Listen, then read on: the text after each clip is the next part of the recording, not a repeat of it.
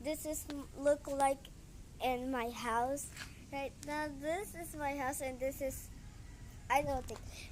Come on, Sia. This is my best friend. Sia! Come say hi. Sia! Sia! Sia, hi, hi, hi. Ayaw mo gano'n. So, this is ang kalat naman dito. Ay! Sorry about that.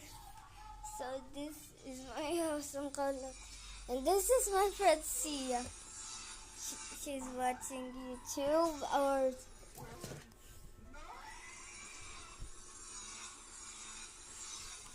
Ano tayo? Yan, Salimas. Silimas? Oh, sige. Ito or ito? Ito, horror. 1,000 horror. Roblox. Roblox? O, sige. Gusto ko ibang Roblox. Yan, Ito. yan, Yan. Okay.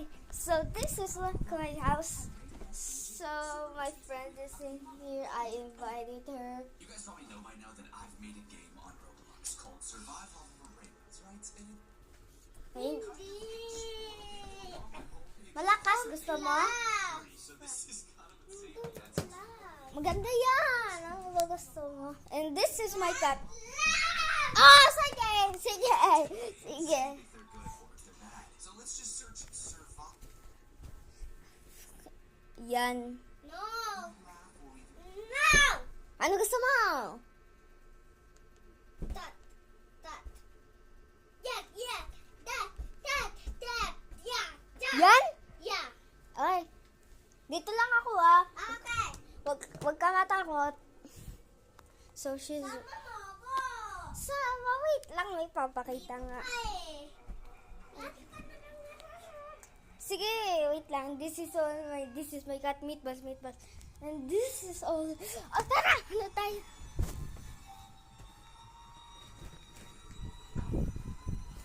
I will show you this is... As soon as I realized I was awake, I knew something was wrong. Everything was all hazy. All I knew was that I was inside of a giant crib in a weird, dark baby bedroom that looked familiar. Like maybe I was at home or sleeping over at someone's house, but even that didn't feel quite right. I really didn't know Guys, I will where make was or part how I got 2. there, but I wasn't alone. Inside the crib with Long me was my friend Chucky.